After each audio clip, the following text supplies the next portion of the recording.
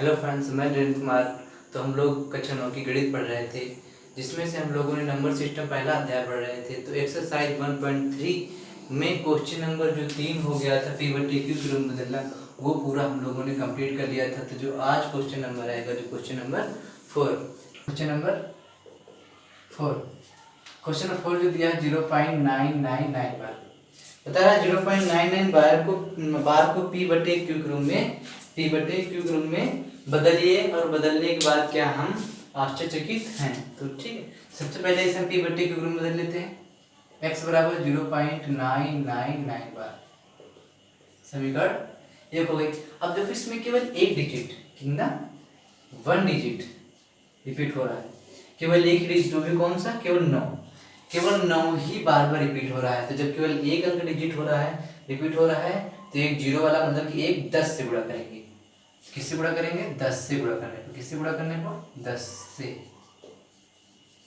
जब 10 से गुणा करेंगे तो क्या हो जाएगा? देखो, ऊपर हो जाएगा फिलहाल 10x, और ये पॉइंट जब यहाँ से यहाँ पहुंच जाएगा, क्या हो जाएगा? 9.999। समीकरण नंबर 2। अब क्या करेंगे? सिंपल समीकरण 2 माइनस समीकरण 1। समीकरण 2 लिखिए हमारी 10x बराबर का 9.9999, और समीकरण 1 हमारी दी x बराबर 0.999। इसमें जब घटाएंगे, देखो 10x में 1x जाएगा, क्या बचेगा? 9x। 9 में 0 गया 9, और इधर क्या बचेगा? 9 में 9 के सब 0 बच जाएगा। तो पॉइंट के बाद जितना 0 आएगा हम सब हटा देंगे। तो x बराबर क्या हो जाएगा? 9/9, x बराबर 1। x बराबर 1, ठीक है। x बराबर है। देखो, अब इसमें बता रहा है, क्या आप आश्चर्यचकित हैं? ठीक है, तो हाँ, हम आश्चर्यचकित हैं, क्योंकि, अब देखो क्योंकि कैसे था सवाल हमारा जो था दशमलव प्रसार, वो बार बार पुनरावृत्ति हो रहा था। 99 बार बार रिपीट हो रहा था, 99 बार बार रिपीट हो रहा था। लेकिन जब हमने उसे P/Q के रूप में बदला, तो वो एक पूर्णांक हो गया। क्या हो गया? एक पूर्णांक, एक संख्या टाइप की हो गई। लेकिन अभी कभी देखो, अगर जब हम इसे 1/1 लिखेंगे, तो जब इसे फिर से दशमलव प्रसार बदलेंगे तो ये आएगा नहीं है, एक ही आने वाला है। तो इसलिए हम आश्चर्यचकित होते हैं, क्योंकि दशमलव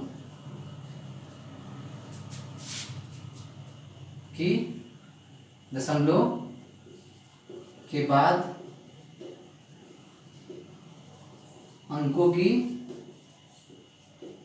पुनरावृत्ति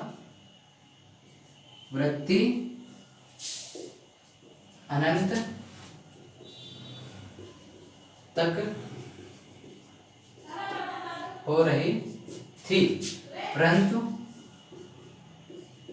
अंत में हमें एक पूर्णांक प्राप्त हुआ। इसलिए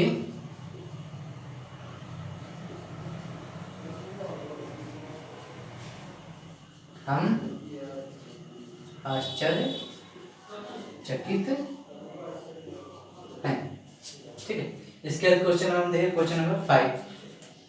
क्वेश्चन नंबर 5 जो दिया है, 1/17 के पुनरावृत्ति खंड बताना। 1/17 के पुनरावृत्ति खंड बताना, जो 1/17 लिखा है। तो क्या करेंगे? 17 को 1 से, मतलब 17 से 1 को जब भाग करेंगे, ठीक है।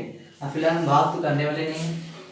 जब तुम लोग भाग करोगे तो यहाँ पे जब आएगा, तो भाग करोगे 0.058823529 और फिर इसके बाद में 117647 ये आएगा। और इसके बाद जब तुम लोग फिर से हल करोगे ना, तो लास्ट में यहाँ पे फिर से 1 आ जाएगा, फिर 0 फैलाओगे, फिर .0 फैलाना पड़ेगा, फिर 5 आएगा, फिर 8 आएगा। मतलब इसके बाद फिर क्या आएगा? फिर 0 आ जाएगा, फिर 5 आ जाएगा, फिर 8 आएगा, इसी प्रकार आ जाएगा। तो वो पूछ रहा है केवल पुनरावृत्ति खंड बताना है। क्या बताना है? पुनरावृत्ति खंड। जो पुनरावृत्ति खंड हो जाएगा, कितने अंकों हो जाएगा? 1 2 3 4 5 6 7 8 9 10 11 12 13 14 15 16। ठीक है 16 क्यों? क्योंकि जिसको आगे और भाग करोगे फिर से संख्या आने लगेगी, तो हमें केवल वो बताना है जो संख्या रिपीट हो रही थी। ठीक है तो इसके बाद देखिए क्वेश्चन नंबर 6। लीजिए पीवीटी के रूप में अनेक उदाहरण लीजिए जिससे हम शांत दशमलव में निरूपित कर सके और एक के अतिरिक्त और कोई उभयनिष्ठ गुणनखंड ना हो, और शांत होने के लिए ऐसा कौन सा गुण होना आवश्यक है। तो इसके लिए देखो सबसे पहली बात कि जो क्वेश्चन में दिया गया है एक के अतिरिक्त और कोई उभयनिष्ठ गुणनखंड ना हो, और उभयनिष्ठ गुणनखंड ना हो। ठीक है अब देखो एक के अतिरिक्त मतलब कि एक तो सभी में होता है। अब देखो जैसे कोई सवाल लिखा है 2 बटे 4 लिखा है, तो इसमें देखो क्या कॉमन है, इसमें देखो 2 1 के 2 2 दूना 4 क्या कॉमन था, 2 कॉमन था, फिर 2 से हमने ऊपर नीचे दोनों काट दिया। अब इसे लिखो यहाँ पे 3 बटे 9, तो इसमें क्या कॉमन है, 3 से काटेंगे 3 कॉमन हो जाएगा, 3 के 3 3 कॉमन। जैसे यहाँ पे लिखो 5 बटे 15, तो इसमें क्या कॉमन है, इस दोनों में 5 कॉमन है। ठीक जैसे मान लीजिए कोई लिखा हो 6 बटे 9, इसमें क्या कॉमन है, इसमें क्या कॉमन है, इसमें 3 कॉमन है, क्योंकि हम 3 से काटेंगे दोनों कट जाएंगे 3 3 कॉमन, इसके बाद नहीं कटेगा, तो इसमें क्या कॉमन है 3। लेकिन वो बता रहा है कि इन दोनों में ऐसा कोई भी उभयनिष्ठ गुणनखंड ना हो, मतलब कि इन दोनों में कुछ कॉमन ना हो। ऐसी तुम्हें संख्या लेनी है कि जो उनके बीच में एक के अतिरिक्त और कोई उभयनिष्ठ गुणनखंड ना हो, और वो भी शांत दशमलव निरूपित करती हो। ठीक है चलो देखिए कुछ एग्जाम्पल देखते हैं उसके लिए।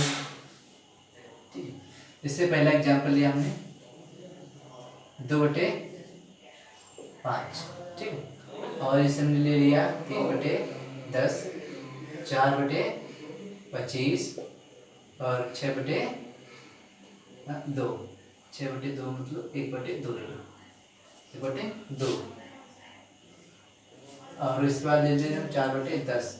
4 बटे 10 होगा, 4 बटे 10 नहीं होगा, क्योंकि इसमें ऊपर से भी 2 कॉमन और नीचे से भी 2 कॉमन, लेकिन वो बोल रहा है एक के अतिरिक्त और कोई उभयनिष्ठ गुणनखंड ना हो, इसलिए 4 बटे 10 हम मिटा देंगे। तो ये हो गई हमारी संख्या की संख्या 2 बटे 5, 3 बटे 10, 4 बटे 25 और 1 बटे 2 पी बटे क्यू के रूप में हो गई है। ठीक है अब ये देखना है कि ये संख्या शांत दशमलव में है या नहीं।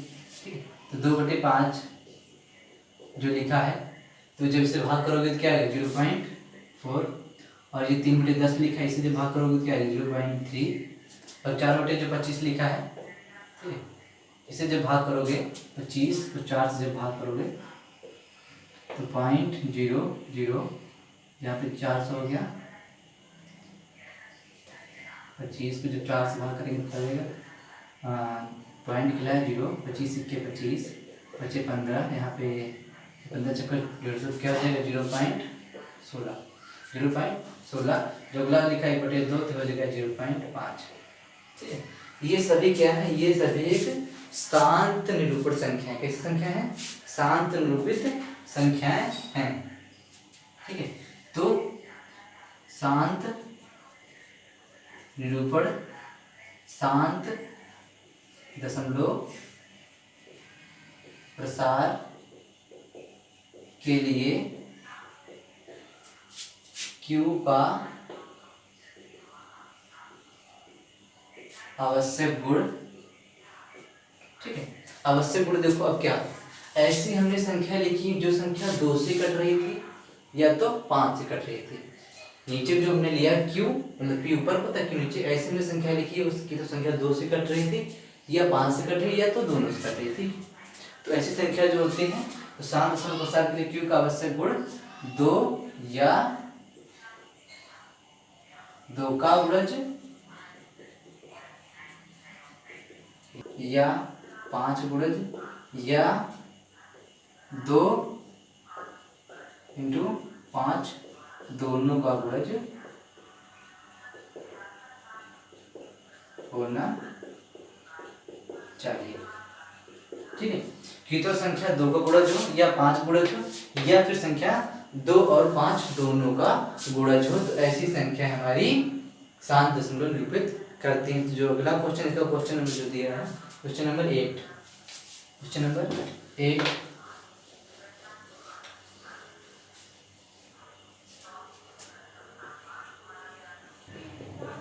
8/7 और 9/11 के बीच में कितनी 3 अपरिमेय संख्या बतानी है। ठीक है, 3 अपरिमेय संख्या बतानी। देखो सबसे पहली बात तो ये कि इन्हीं दो संख्याओं के बीच में जो संख्या होती है अपरिमित रूप से अनेक हो सकती है, अपरिमित से अनेक हो सकती है। हम लिखेंगे दूसरा आएगा, तुम लिखोगे दूसरा आएगा। ठीक है, लेकिन सभी जो संख्या लिखोगे संख्या अपरिमेय होनी चाहिए, ऐसी संख्या हमारी इसमें काउंट हो जाएंगी। इनके बीच की संख्या लिखने देखो कैसे लिखते हैं। तो लिखने का तरीका ये है कि जो 5 से 7 लिखा हुआ है पहले इसे दशमलव रूप में लिखते हैं। तो 7 से जब 5 को भाग कर देंगे हम, ठीक है, तो पॉइंट खिलाएंगे 0, 7 7 49, यहाँ बचेगा 1 0, 7 1 7 बचा 3 0, 7 चौको 28 बचे 2 0, 7 दूनी 14 बचे 6 0, 7 8 56 बचे 4 0, 7 5 35, फिर बचे 5, फिर 0, फिर देखो 50 आ गया। ठीक है, तो इसके बाद संख्या जो होने लगी क्या होने लगेगी, रिपीट होने लगेगी। तो आगे हल करने की जरूरत नहीं। अब क्या करेंगे, यही 9/11 का हल करेंगे। तो 11 से 9 को जब भाग कर देंगे तो पॉइंट खिलाएंगे 0। ठीक है, कितने बार जाएगा, 11 88 बार जाएगा। तो यहाँ क्या बचेगा, तो फिर 11 के 11 बचेंगे 9, और फिर यहाँ पे खिलाएंगे 0, तो 11 88, फिर बचेगा देखो 2 0, फिर 11 के 11, फिर बचेगा 9, फिर देखो 0 खिलाएंगे, फिर 90 आ जाएगा, फिर आएगी संख्या। तो यह प्रक्रिया बार बार होती रहेगी, संख्या बार बार रिपीट होती रहेगी। ठीक है, तो संख्या बार बार रिपीट होती रहेगी। देखो हमने जब इसको इससे भाग किया 7 को 5 से, तो ये आया। और हमने जब 11 से 9 को भाग किया तो ये आया। अब हमें मतलब कि ये इसका भागफल है, ये इसका भागफल है। तो हमें 0.71 और 0.81 के बीच की संख्या कितनी लिखनी, अपरिमेय संख्या लिखनी, वो भी 3। पहले बताया था अपरिमेय संख्याओं सब जो बीच संख्या होती है वो अनेक रूप से संख्या होती है, तो आंसर दूसरे भी हो सकते हैं, ये गलत नहीं माना जाएगा। ठीक है, तो हम इनके बीच देखो 3 और 10 के बीच जैसे संख्या लिखनी है, 2 लिखनी है, तो 4 और 5 भी हो सकती है, 6 और 7 भी हो सकती है। ठीक है, दोनों सही है, तो हमें कोई भी लिख लो, तो हम दूसरी लिख सकते हैं, आप दूसरी लिख लीजिएगा। ठीक है, लेकिन हमें 3 और 10 के बीच अगर संख्या लिखनी है तो 4 इधर से लेंगे, इधर से बड़ा रहेगा, इधर से छोटा रहेगा। ऐसा तो अपने 2 ले लेंगे, इधर 11 ले लेंगे, तो ये गलत हो जाएगा, क्योंकि 3 और 10 के बीच संख्या होनी चाहिए। देखो जब लिखेंगे तो 0.71 से बड़ा हो, 0.81 से छोटा हो, तो क्या करेंगे, देखो 0.72 ले लेते हैं। ठीक है, और ऐसी संख्या जो अपरिमेय हो तो उसके में 722 हो जाएगा। देखो ठीक है, फिर 722 3 बार कर दिया, एंटर। अच्छा ऐसा आपने बार क्यों किया, देखो वो 722 कर देंगे, इसका मतलब कि 72 बार बार रिपीट हो रहा है। अगर जो 0.72 रिपीट हो रहा है तो इसके ऊपर लगा देंगे, और बार जो बार संख्या में लग जाता है तो संख्या वह p/q के रूप में बदली जा सकती है। तो यह तो संख्या हो जाएगी परिमेय, कैसी संख्या हो जाएगी, परिमेय, लेकिन हमें लिखना है अपरिमेय संख्या। ठीक है, तो इसलिए यह संख्या रिपीट न कर पाए, इसलिए तो इसका जो दूसरा लिखेंगे, चलो इससे बड़ा ले लेते हैं 0.75, 75 से छोटा है। ठीक है, तो 7 फिर 55 कर देंगे, फिर 7 555 कर देंगे। ठीक है, एंड जिससे कितनी एक और लिखनी, 3 लिखेंगे, इससे तीसरा लिखेंगे हम, चलो कोई ले लो, चलो 0.80 ले लेते हैं 0, तो फिर 800 कर देंगे, 8000 कर देंगे। तो कभी भी आप अपरिमेय संख्या लिखनी है तो इस प्रकार की हम अपरिमेय संख्या है इसे लिख सकते हैं। ठीक है, इसके बाद जो क्वेश्चन नंबर आएगा, क्वेश्चन नंबर 9, जो पहला बताना है परिमेय या अपरिमेय, परिमेय संख्या या अपरिमेय संख्या बताना है। ठीक है, जो पहला सवाल दिया है √23 कैसी है। ठीक है, आज देखो सिंपल, देखो √23 को तुलमूल निकलता नहीं है, जब √23 को तुलमूल निकलता है तो इसलिए क्या हो जाएगी, यह एक अपरिमेय संख्या हो, कैसी होगी, अपरिमेय संख्या। ठीक है, इसका दूसरा देखेंगे √225। ठीक है, अब देखो 225 वर्गमूल कितना होता है, 15, कितना होता है 15 देखो मिल गया, इसमें बटे 1 लिख देंगे, तो ऊपर p हुआ नीचे q हुआ, तो p/q क्रम होगी। जब संख्या p/q क्रम में संख्या कैसी हो जाएगी, संख्या हो जाएगी परिमेय, कैसी हो जाएगी, परिमेय, कैसी संख्या हो जाएगी, परिमेय। इसका जो अगला क्वेश्चन लिखा है 0.3796। ठीक है, तो ऐसे देखो पॉइंट हटाएंगे, और पॉइंट जहां पे लगा पॉइंट हटाने के बाद क्या लिखेंगे, पॉइंट नीचे ए लगा देंगे, तो जितने अंक हैं 1 2 3 4, 1 2 3 4, तो 3 7 9 6 बटे 2 तो 4 जीरो। तो संख्या p बटे q क्रम में गई, तो ये क्या हो जाएगी, ये हो जाएगी परिमेय। किसकी संख्या हो जाएगी, परिमेय। काटने की जरूरत नहीं, केवल परिमेय परिमेय बता रहा है, तो ये संख्या परिमेय हो जाएगी। तो इसके बाद जो अगला क्वेश्चन लिखा है, इसका क्वेश्चन नंबर 7.478 ठीक है। देखो इसकी भी कोई संख्या लिमिट नहीं है, ठीक है। तो ऐसा हम देखकर नहीं बता देंगे कि संख्या परिमेय है, ठीक है, ये कोई लॉजिक नहीं है। बस अब जैसे संख्या रिपीट, देखो संख्या यहाँ पे इसकी कोई संख्या लिमिट नहीं है। तो अभी देखो संख्या रिपीट तो नहीं हो रही है, 4 रिपीट नहीं हो रहा है, 7 भी रिपीट नहीं हो रहा है, लेकिन यहाँ पे देखो 478, ये 478 फिर 478 आया, मतलब ये 478 जो है इसके ऊपर हम बार लगा सकते हैं। जब इसके ऊपर बार लगा सकते हैं तो इसे हम p बटे q के रूप में बदल सकते हैं। इसलिए यह क्या हो जाएगी, यह एक परिमेय संख्या हो जाएगी। किसी संख्या हो जाएगी, परिमेय। किसी संख्या परिमेय। इसका जो क्वेश्चन लास्ट हो जाए, क्वेश्चन नंबर 5 1.10 100 100 100 ठीक है 1। तो ये बताना है। देखो सेम सेम, इसकी भी कोई लिमिट नहीं है, तो ठीक है, तो ये तो कोई लॉजिक रहता नहीं। तब देखेंगे संख्या रिपीट, यहाँ पे 10 लिखा, यहाँ पे 100 लिखा, मतलब संख्या रिपीट नहीं हो रही है संख्या, इसलिए क्या हो जाएगी, ऐसी संख्या जो होती है संख्या अपरिमेय हो जाएगी। कैसे हो जाएगी, अपरिमेय संख्या, ठीक है। संख्या कैसे हो जाएगी, संख्या अपरिमेय संख्या हो जाएगी। तो ये प्रश्नावली आपसे खत्म होती है। तो जो क्वेश्चन ना आया है तो आप मुझसे पूछ सकते हैं, हम जरूर उसका जवाब देंगे। तो आज का वीडियो देखने के लिए धन्यवाद।